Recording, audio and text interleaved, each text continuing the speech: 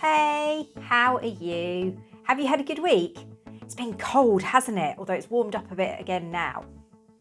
How did you get on last week with just giving each other stars rather than dots? Did you get any dots? I hope not, but if you did you go to God to ask Him to take them away? Before we look at the story for this week, we are going to play a game. And for this game, you are going to need lots of things that you can carry. So go and find some things and make a pile at one end of the room. And then you all need to go and stand at the other end of the room. You're going to take it in turns to run and pick up one item. You're then going to run back and pass whatever you're carrying to the next person. They then run and pick up an item so that they have two. And you keep passing the items and seeing how many you can carry before you drop something. So off you go.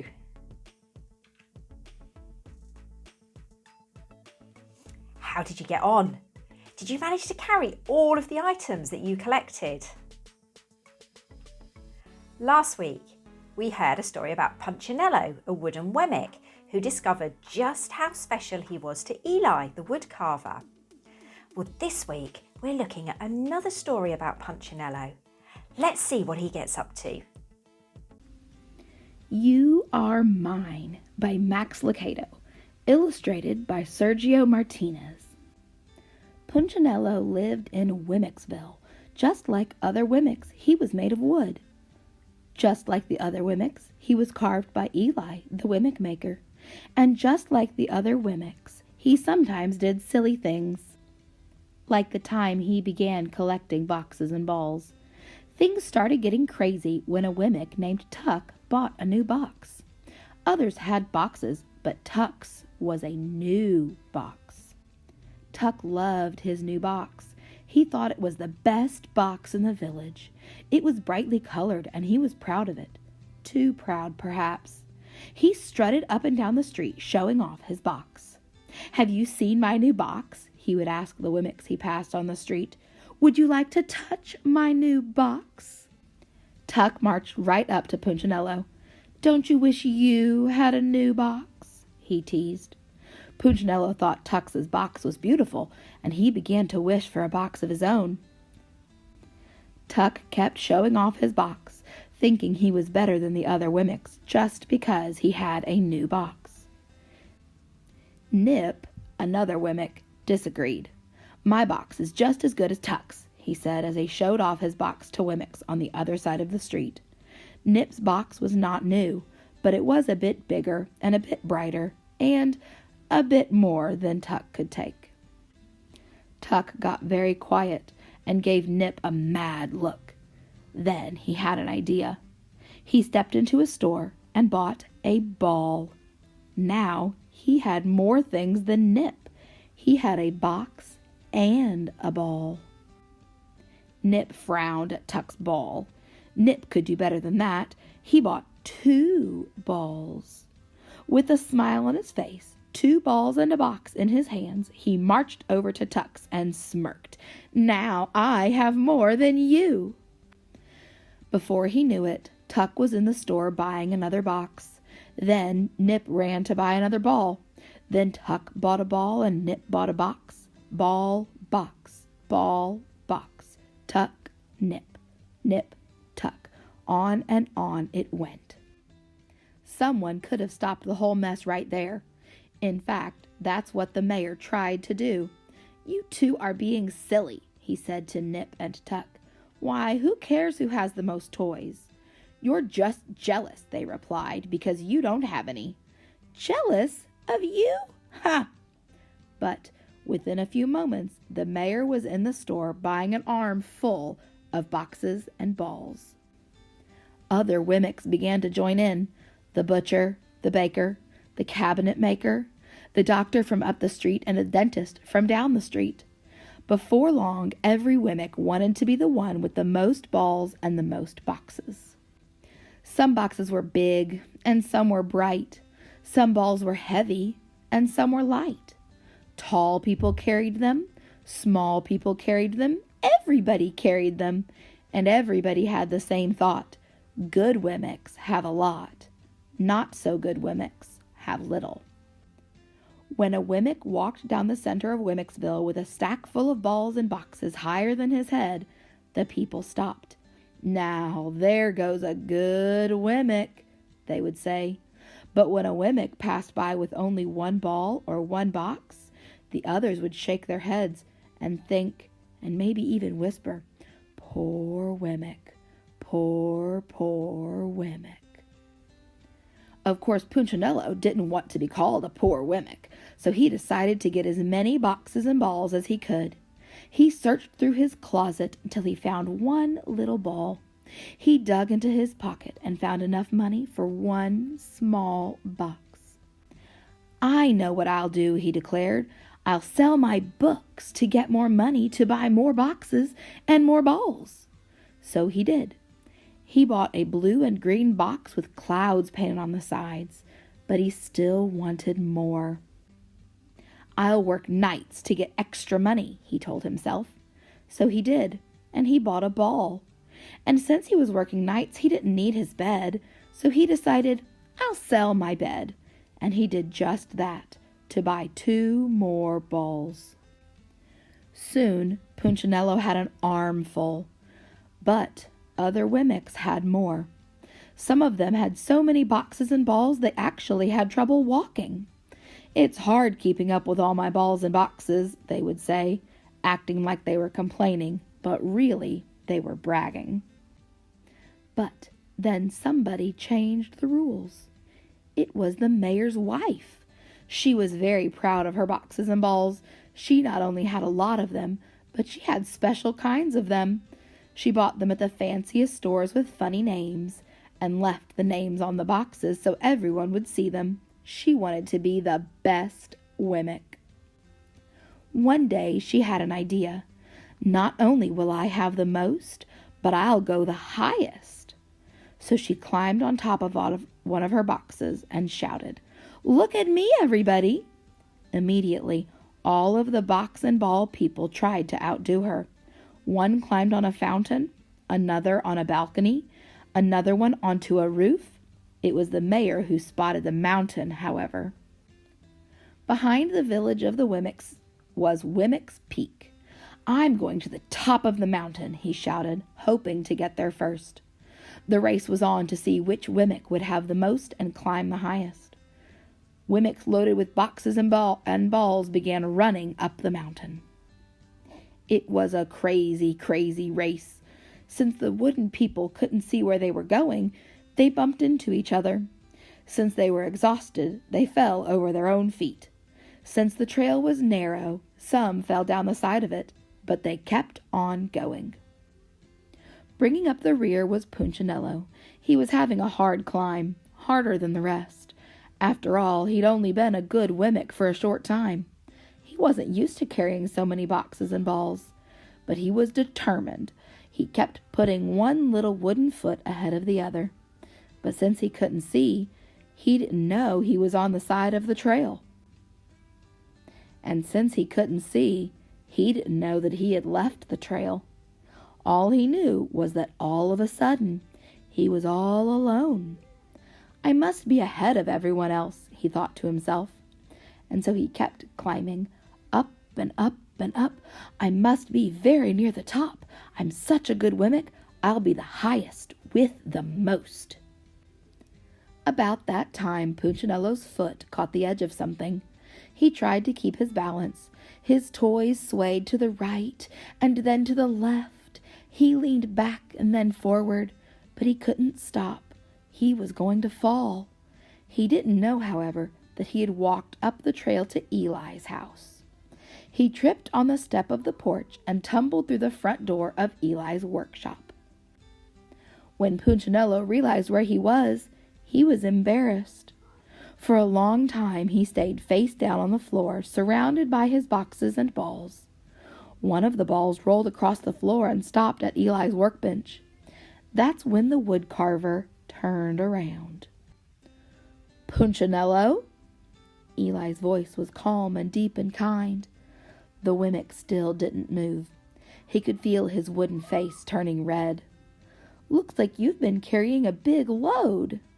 The weary Wemmick climbed to his knees, but kept his head low. "These are my boxes and balls," he said quietly. "Do you play with the boxes and balls?" asked Eli. Punchinello shook his head. "Do you like boxes and balls?" "I like the way they make me feel." "And how do they make you feel?" "Important," Punchinello answered, still with a small voice. Eli observed. "So, you've been thinking like the other Wemmicks. You've been thinking that the more you have, the better you are, and the happier you'll be." "I suppose so. Come here, Punchinello. I want to show you something." Punchinello lifted his wooden head and looked at Eli for the first time. He was relieved to see the Wemmick maker wasn't angry.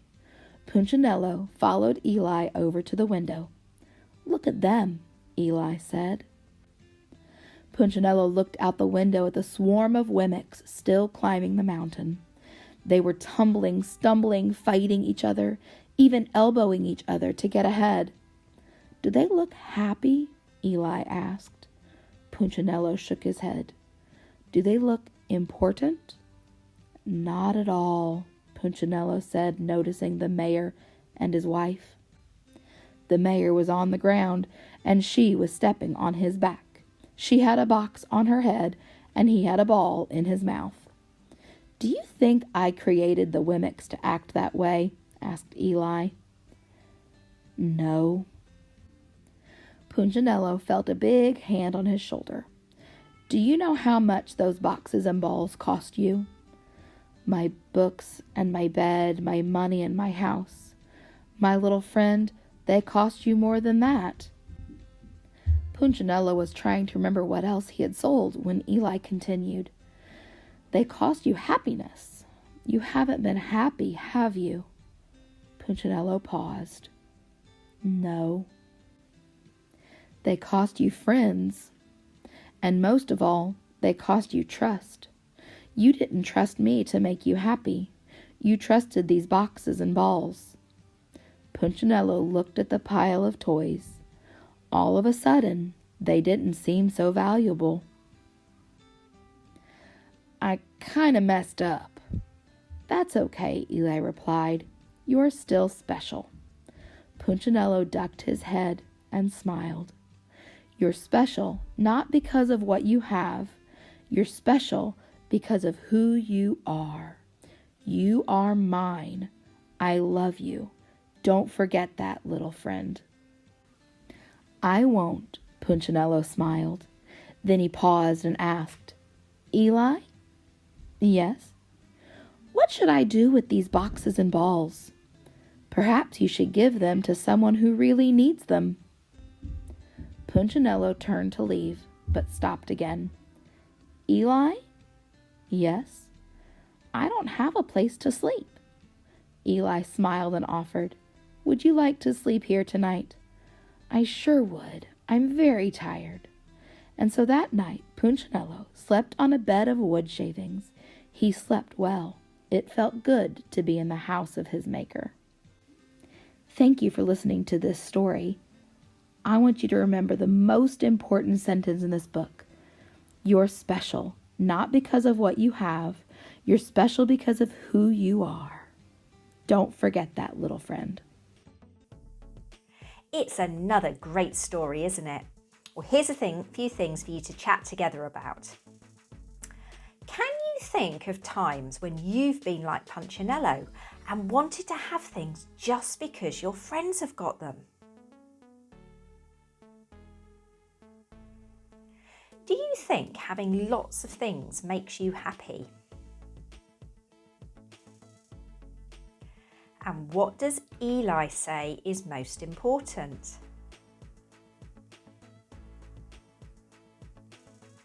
We're going to praise God together now by singing "I'm going to jump up and down and spin right round," because this song reminds us that whether we've got lots or not a lot, we can still be happy. So, up on your feet, ready to jump and dance and sing.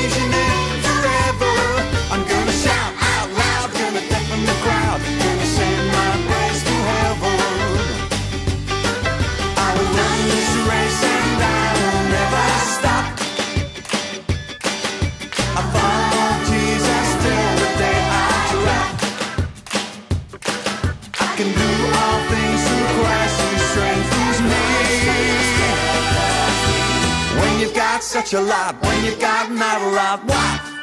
Be happy. I'm gonna jump up and down, gonna spin right around, gonna praise your name forever. I'm gonna shout out loud, gonna deafen the crowd, gonna send my praise to heaven. I'm gonna jump up and down, gonna spin right around, gonna praise your name forever. I'm gonna shout out loud, gonna deafen the crowd, gonna send my praise to heaven.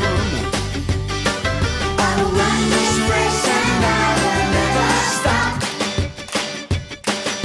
I follow Jesus till the day I drop.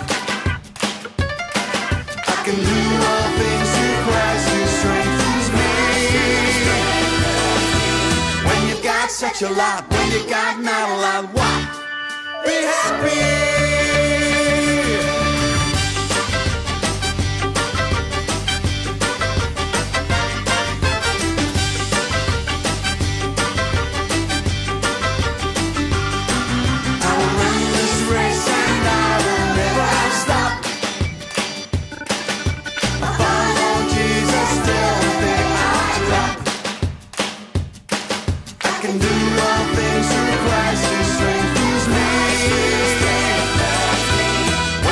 Such a lot when you got not a lot. What? Be happy.